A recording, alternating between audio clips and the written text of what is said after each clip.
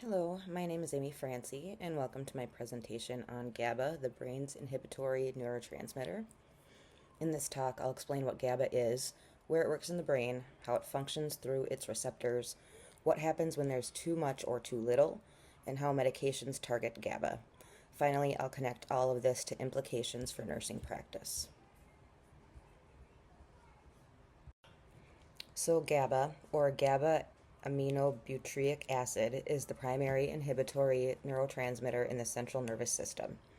Its job is to slow things down, which promotes calmness and reducing excitability in the neurons.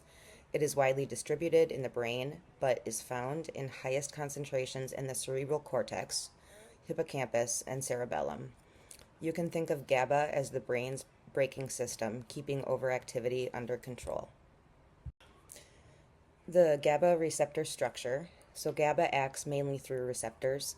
The most well known is the GABA A receptor, which is a ligand-gated chloride ion channel. When GABA binds here, chloride ions rush into the neuron, which makes it less excitable. This happens pretty quickly, which is why GABA A receptors are responsible for fast inhibition. They also play a major role in regulating excitability and preventing overstimulation. GABA B receptor mechanism. So another important receptor is the GABA B receptor, and that works differently than GABA A. So instead of being a direct channel, it is a G protein coupled receptor. So that means that the effects are slower to start, but they can last longer.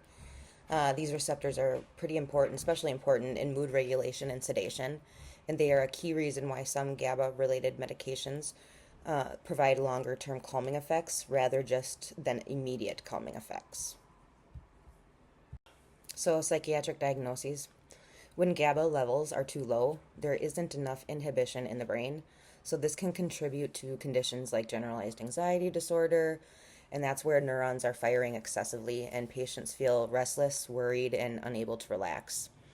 On the other hand, if there is too much GABA, the brain becomes overly suppressed. So this can result in sedation-related problems like hypersomnia, drowsiness, and impaired cognition. This shows why the balance of GABA is so important and critical, because too little leads to overstimulation and too much leads to oversedation. Pharmacology. So this is where medications come in. Some drugs work to increase GABA's effects. The main class here is benzodiazepines, which is a common example is lorazepam or Ativan. These drugs can enhance the activity of the GABA A receptors, so it makes them more effective at calming neural activity. Other medications work to decrease GABA's effects.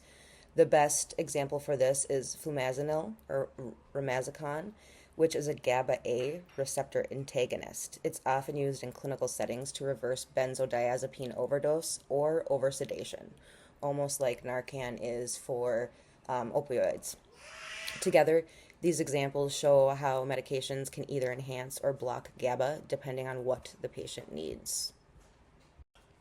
So to summarize, GABA plays a critical and important role in balancing brain activity. Too little, and patients may struggle with anxiety. Too much, and they may experience sedation or cognitive slowing. For nurses, this has direct implications in our practice. We need to be monitoring patients that are taking benzodiazepines for oversedation, confusion, or withdrawal symptoms. We also play an important role in educating and teaching patients and families on safe use, risks of any dependency, and the importance of tapering under supervision. By understanding GABA's role, we can improve medication safety and patient outcomes. These are the references I used for this presentation, including Stahl's Essential Psychopharmacology and recent journal articles and guidelines on GABA receptors, psychiatric disorders, and benzodiazepine safety.